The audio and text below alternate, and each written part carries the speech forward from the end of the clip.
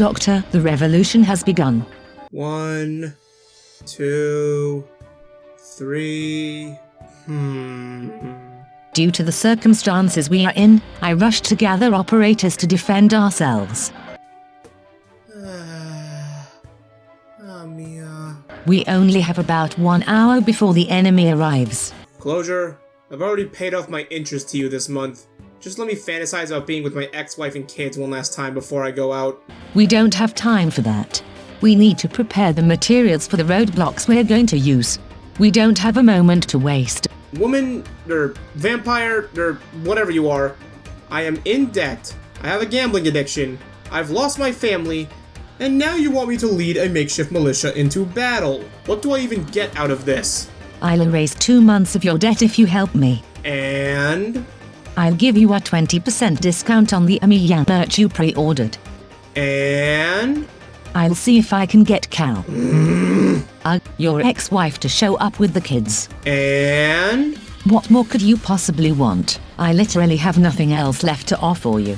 Oh, I would have done this if you just told Cuora to stop trying to break my kneecaps every time you send her as one of your debt collectors. Are you fucking serious right now? Hey, this works out for me. So where's this militia you got? Well, funny thing about that. What did you do to cut costs this time? It's not my fault their pay is 80% less than in a 6-star. I mean, we have access to only the greatest operators to assist. Okay, I only got 4-star operators to help us.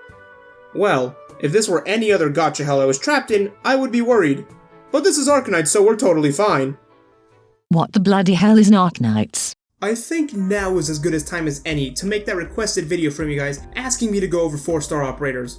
Why now? Well, considering that there is a fancy new event that is the first event to give away a free 6-star operator, has 2 limited 6-star operators on its banner, and is adding one of the most requested characters into the main game as a 6-star operator, I think it's worth remembering the operators that carried us to the point that many of us are at now. Sure, some of us do have fully functional 6-star teams ready for any event boss, or have sufficiently built up their favorites enough to be able to make them work, but it all started with our hodgepodge team of F2P operators, which probably had some extra banner 4-stars in there since they were what we had, plus whatever we got from the rookie banner. So, that's what I'm going to talk about today. Now, this list is definitely going to be my most subjective one, as I think there are different ways in which you can value a 4-star.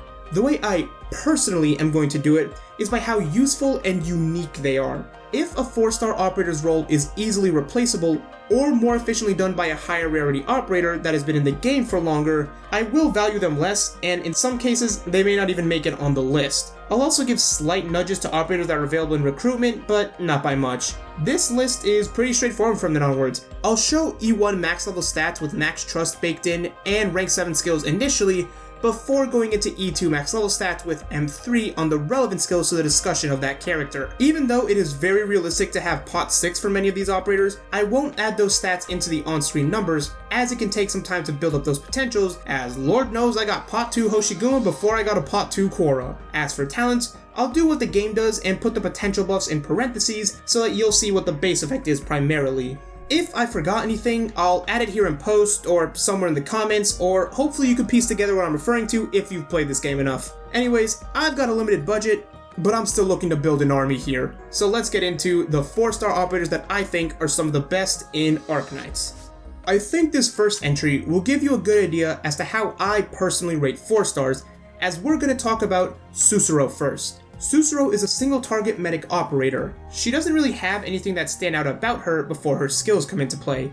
Sure, she has the highest attack among the 4-star single target healer pool right now, but she's only ahead by a razor thin margin. What makes Sussurro amazing is the fact that she has the best single target burst heal in the entire game. Ignoring her first skill as it's simply a generic attack boost, Sussurro's second skill, Deep Healing, has 3 simple effects on it. First, her attack increases by 70%. Second, her attack speed increases by the same number as her percent attack boost, but as a flat amount, which is a roundabout way of saying that her attack speed increases by 70. Finally, there's the restriction on this skill, which is that it can only be used twice per battle, but it does have a duration of 30 seconds each time you use it. And yes, that is per battle, as trust me, I've tried to deploy and then redeploy Sussurro after using this skill twice to see if poor localization was at play, and sadly for here, it isn't. That said, if you need this skill more than twice in a battle, you probably want to rethink your strategy. Her talent doesn't affect her potential, as all minimally invasive surgery does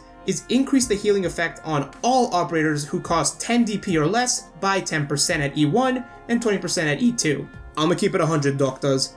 This talent is worthless. I can barely name 3 operators off the top of my head that would get this effect, let alone actually have it matter on them. There really isn't a lot for me to add. Sussurro is just a good support and the best burst healer in the game right now. Would I say she's better than other operators who can heal? And not necessarily, as other operators who can heal more consistently throughout the duration of a map are becoming more and more prevalent as maps become longer in duration, but I value this burst that can take a defender from 1 HP to near full in just 2 seconds highly enough to put Sussurro on this list, but no higher than the number 10 spot.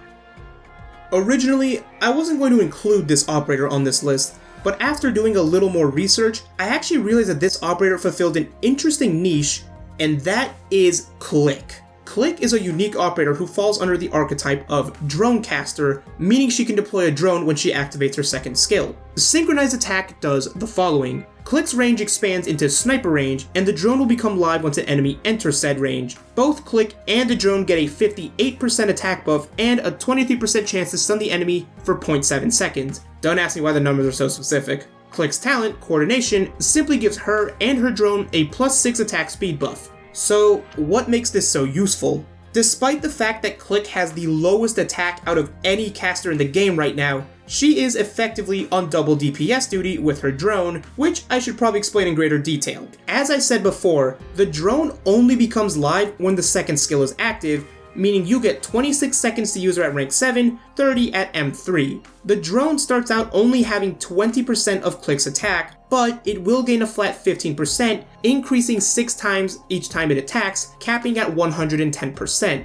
meaning that the drone will eventually out DPS Click herself. That's all well and good, but the real benefit to this drone is the fact that once it locks onto an enemy, it will continue to attack that enemy until either Click's skill wears out or the enemy dies. This means Click can apply pressure onto enemies even when they're out of her range. As for whether she's worth the E2, I think it's needed to bring out as much attack power from her as possible in order to maximize her benefit. Like I said, I wasn't going to put Click on this list at first because most people who play for long enough will eventually E2 their Omnia for that free class change, but given that Click can damage enemies outside of her range, she has a unique niche that no one else in the game has right now, and I think is worth putting her on the list for. Now, if only I had her second base skill so I could actually make these videos in a much more efficient manner. It's hard to consider guards that aren't 5 or 6 stars since the game went full on Arknights for a bit. That said, there are definitely some good 4-star guards worth mentioning, and I contested this spot between Arene and Cutter. These two guards are both ones who specialize in attacking drones. Arene is a range guard whose talent hasn't prioritized drones, and Cutter's skills focus on damaging aerial enemies. Ultimately, for the sake of having a more interesting video, I'll only talk about one of these two in great detail, and for once, I'm gonna side with the pretty boy over the cute waifu. Arene is a ranged guard who has 2 skills that are actually good. The first is Just Kidding. That's not me making a joke, that's the actual name of the skill. This skill has a manual trigger and, when activated, gives Arene dual targeting like Lapland's skill, and his attacks no longer have the ranged guard attack nerf, but instead his attack gets buffed to 130% for 15 seconds. The one downside to this skill is that his block count drops to 0 while it is active. His second skill, Deadly Prank, is similar as it has the same manual trigger and gives Arene dual targeting when activated, but the skill also gives Arene single target caster range, buffs his attack to 140%, and lets him deal arts damage for 20 seconds. His talent, Structural Decomposition, varies at each level, with E1 giving him a 20% attack buff against drones, with it doubling to 40% at E2. I think you can see why I chose Arene over Cutter. That second skill is something nice, as arts damage is always a good option, and it's why I valued Lapland so much when I praised her. The fact that he can also target 2 enemies simultaneously, regardless of which of his skills you pick, just improves his DPS that much more. He even has the thing that people wish Lapland has, and that's a manual trigger on his skills, giving you actual control over the timing. If you're facing drones in a map, Arene just outclasses Lapland in terms of damage, but otherwise, he's a solid option that you can't go wrong with if you decide to build him.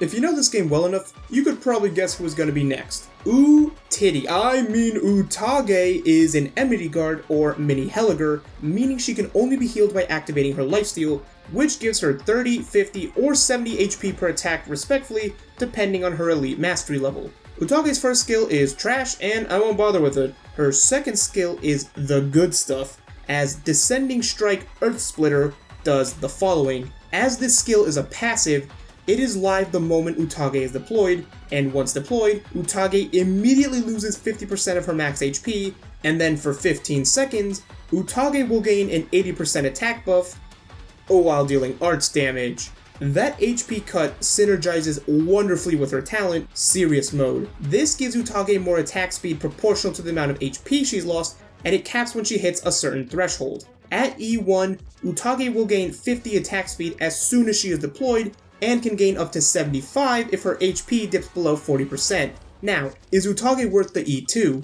If you want to build her for this skill or for her all art, no judgment here, then you have to commit and go all in and M3 that second skill, which gives her a 110% attack buff and even lasts for an extra second, all while letting her talent potentially boost her attack speed by 100. The DPS Utage can pump out rivals 6-star operators, and even made people question if she surpassed her 6-star counterpart. Now, whether she does is up for debate among people who actually have the veteran daddy. I say she's a good assassin operator, but with some caveats. Since Utage costs 24 DP at E2 and has a redeploy time of 70 seconds, it's going to be hard to get multiple uses out of her effectively. That said, her DPS is nuts, and I can't help but make Lapland comparisons again, and it's not because I'm finally getting her figure this month and I need money for it, no! It's because they're both guards who specialize in dealing arts damage with their second skill that has a limited duration, and both of them are really, really hot. I mean good! That said, Utage's E2 art makes her look as unhinged as Lapland is, so maybe I am onto something here.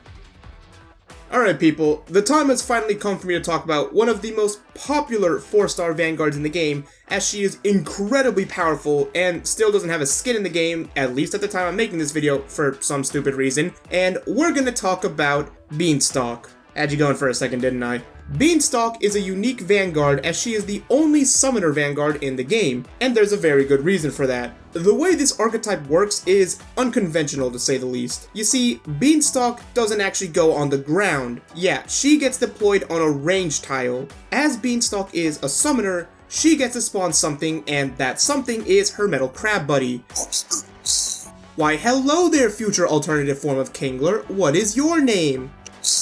Trey, you say? Well, Trey, you're a neat addition as you cost 0 DP to place on the map, although you can only go in Beanstalk's range, and just like a Pokemon, you can't actually die. Yeah, depending on Beanstalk's elite mastery level, the crab just regenerates for X amount of seconds. Trey here has decent stats of his own, but since I'm too lazy to put them on screen without messing up my layout, just know that his attack is similar to Beanstalk's, who I should actually go over now. Beanstalk has 2 skills, both of which rely on her having already deployed her buddy Trey. The first skill is Sentinel Command, which does the following. Beanstalk immediately generates 8 deployment points because remember, this is still a Vanguard we're talking about here, and restores Trey to full HP. Her second skill does the following. So, Trey will summon his buddies Twista, B.I.G., Hammer, and Ice Cube. Okay. Pause. I know I've given the localization of this game crap before. The fact that this tiny, smug gardener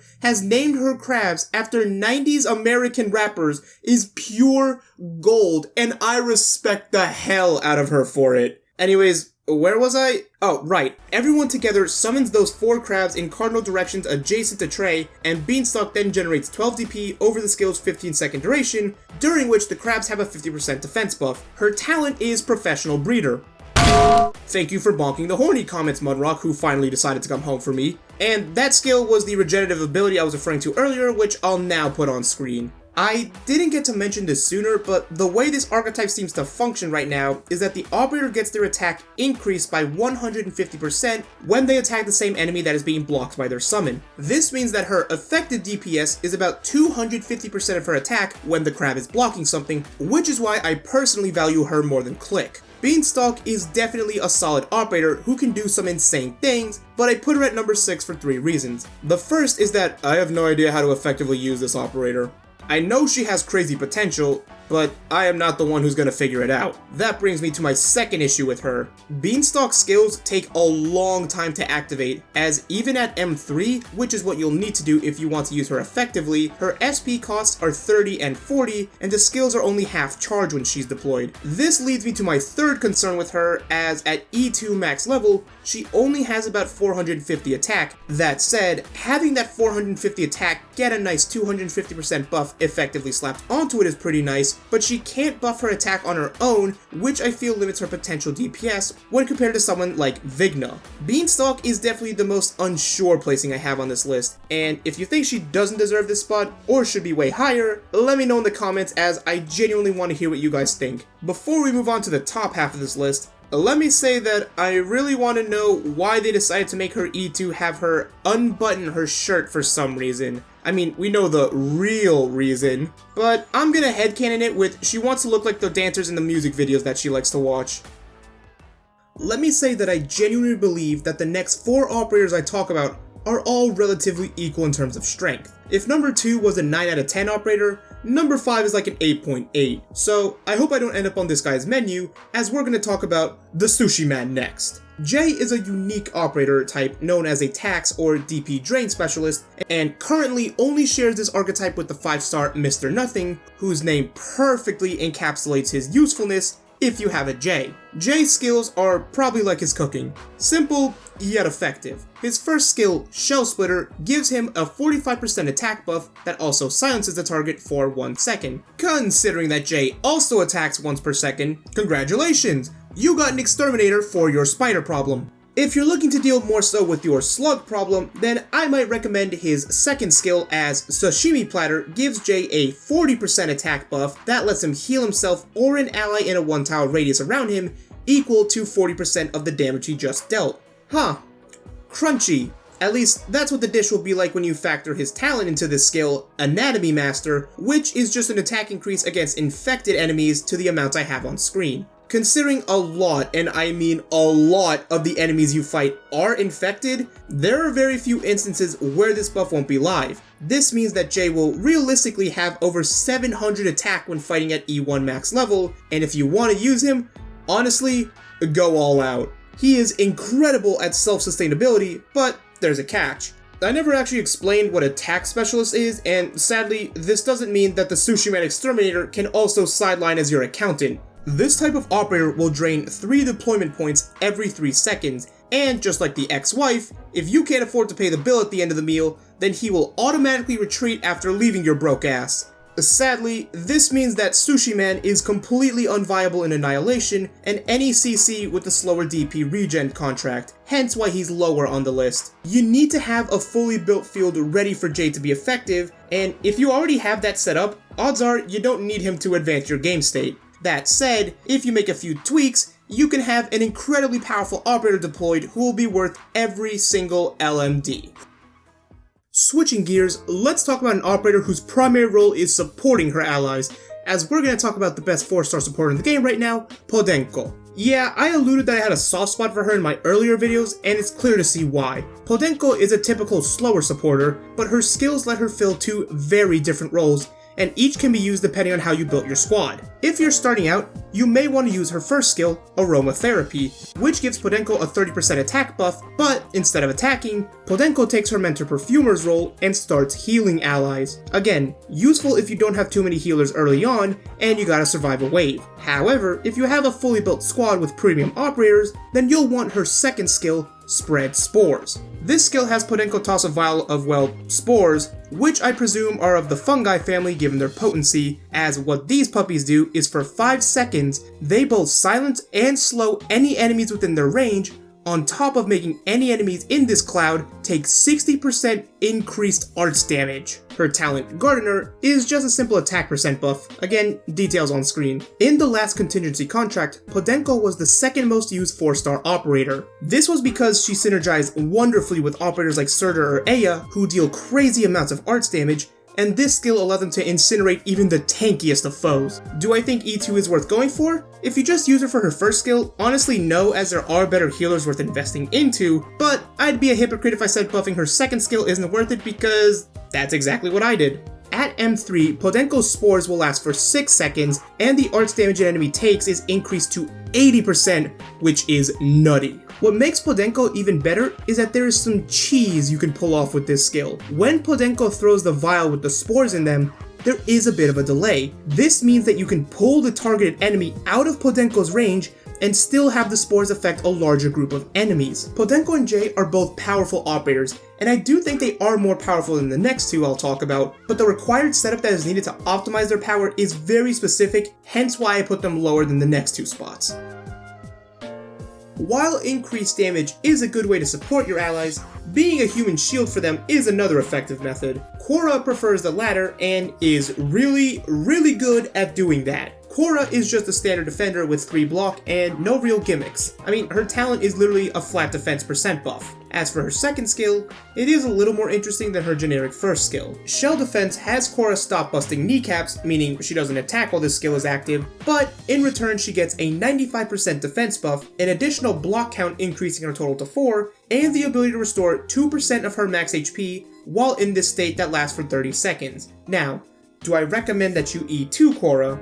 No. Although Cuora's M3 skill is a significant upgrade that gives her a 130% defense buff and heals 3% of her max HP per second, I think that E2ing Cuora is unnecessary. Cuora is the best tank in the game, bar none. I don't want to hear any of you say that Mudrock is better at holding down lanes or that Hoshiguma is a better wall, because that's not what I'm arguing. What I'm saying is that no one in the game is better than Cuora at survivability and stalling. Yes, Hoshiguma does have more defense than her, but you know what else Hoshi has? An actual attack stat. The reason that Cuora is so good is that when she fell from the sky and bonked herself on the head with her bat, which is what I'm saying is the source of her amnesia, she forgot how to swing that bat properly because her attack is Garbanzo. Even at E2 max level, Cuora only has 365 attack, which is laughably pathetic. However, her low attack is actually a benefit to you. You don't want Cuora to deal damage because that would cause the bullshit enemy to punish you for playing the game correctly. Cuora may not win you the chapter, at least not within 20 minutes,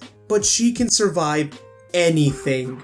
Cuora's low attack prevents enemies from proccing their own skills, and it lets you control the tempo of gameplay. It's simple, but we love Qiyana for it.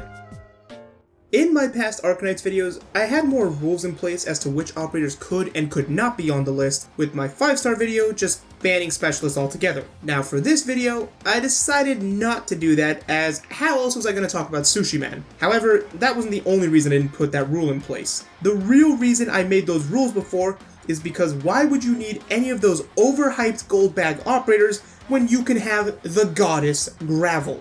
Sure, people have their reds and their phantoms, but nothing beats having 180 Gravels show up in recruitment so you can finally buy Aya Fiala from the shop. All joking aside, Gravel is incredible. She is a fast redeploy operator and has 2 passive skills. The first is Shadow Assault, which gives Gravel a massive defense buff, but who really cares about it since it gradually decreases over 8 seconds and doesn't prevent her from being one-shot. The skill you actually care about is Rat Swarm. Rat Swarm gives Gravel a shield when she is deployed that has 180% of her max HP and slowly decays over 10 seconds. Her talent is literally just called Fast Deployment, as it lowers her DP cost by 1. Is Gravel worth E2ing? I mean, if you like the art, sure, but there really isn't a need for it, as we have one of the best skins in the game thanks to Blackpink Gravel existing, and hot damn, does she kill it in this skin. You don't really get anything you'd care about from M3ing Gravel's second skill, and her talent upgrades just like Spectre's, except the benefit is so minor that it's only beat out by Sussurro in terms of uselessness. Gravel is just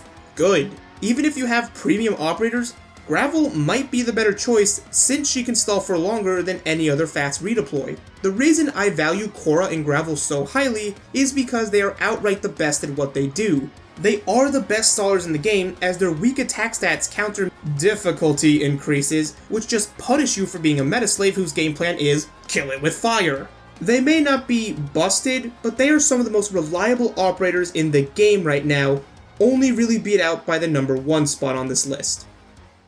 Before we get to the number 1 spot, let's talk about the operators that barely didn't make the list. Gummy is a solid F2P choice as defensive healers are one of the best archetypes in the game, and Gummy is good at her role. Now, she doesn't outshine Neural, and sadly, you can't really compare her to the Queen, but she's totally fine and is worth E2ing if you don't feel like building up Neural. Next, there's Estelle, who gets overlooked since she really only works well against trash mobs as she can't be healed while her second skill is active, but she is an AoE guard with 3 block, and not everyone has a Spectre or Blaze to carry them. Courier, Scavenger, and Vigna are great early game vanguards for when Fang and Plume aren't enough, although honestly, those 2 are sufficient for a lot of content, but these 4 stars are a solid upgrade. Gavial and Perfumer are your 4-star heal buddies as Gavial is a great F2P investment, and Perfumer is great at providing steady global healing. Finally, I want to talk about the snipers. Ambriel, Shirayuki, Mei, and Meteor are all good operators who can perform well, but considering that you can just Kokodayo your way to victory early on, you don't really need any of them. That said, Shirayuki was the operator I almost put on the list because her second skill providing slow support and dealing arts damage is something worth mentioning, especially if you don't have Meteorite or W to fill that role should you need them. Her cheaper cost compared to them is also a plus. Also, Meteor is just better than Jessica. Ada energy all day, every day. Alright, let's end this list.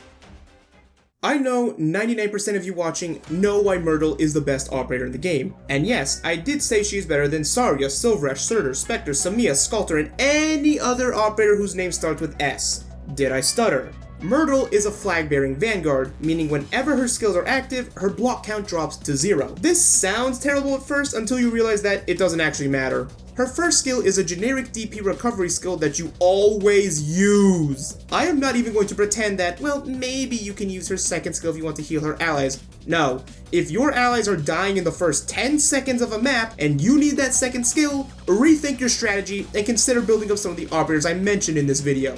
Anyways, support beta has Myrtle stop attacking for 8 seconds so she can print 14 DP. Considering that Myrtle costs 10 DP to deploy at E1 or E2, and that a pot 6 Myrtle only costs 8 deployment points, you get your value from her after about 8 seconds at ×2 speed. That said, is Myrtle worth the E2? I don't know, is it worth it to buy Silverash from the shop? E2 Myrtle comes with another unique benefit as it unlocks her talent, which is actually not bad. Glistening heals all Vanguard operators by 25 HP per second while Myrtle is on the field. At first, I thought this skill was a global heal, and I was disappointed when I realized it was Vanguard only. Once I finally got good at the game, by which I mean I bought Bagpipe for 30 bucks, I realized how amazing this skill was. Your Vanguards have much more sustainability thanks to this skill, as you don't even need a healer to enable them to generate additional DP for your squad, so you can whip out your 6 stars sooner.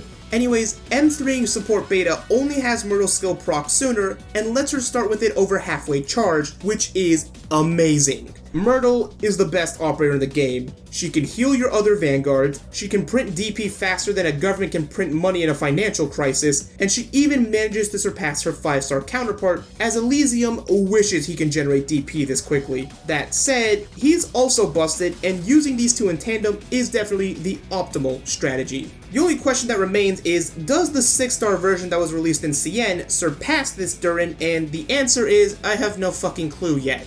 I mean, she's probably amazing, but we'll need a contingency contract to see if it's Elysium, or if it's the Dragon Onesama version of John d'Arc that's getting the bench, and let's be honest, I think we know which one is getting the bench. That just brings me to one final question. How does she not have a skin yet?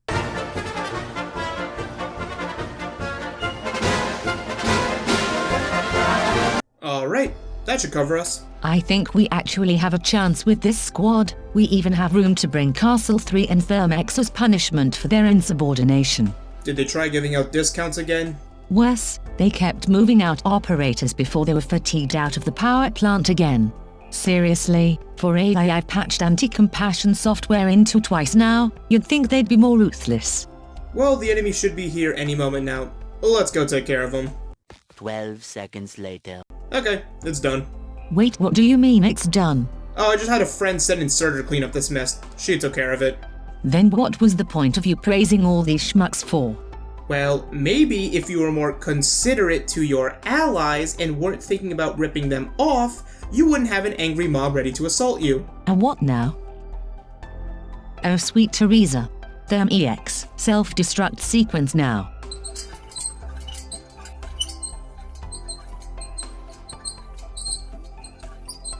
No.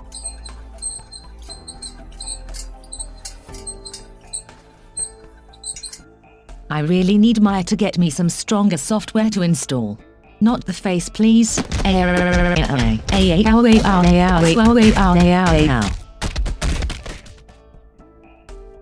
Now that that's all wrapped up, I don't really know what other Arknights videos to make. Maybe I talk about my favorites, or strictly go over F2P characters and rank the 3 stars and down. I could make some generic stuff and rank the roles, but that'll all depend on what you guys want. Anyways, I'm gonna use Sussurro one more time to help me get my ex-wife's acknowledgement, or at least Sculptor's.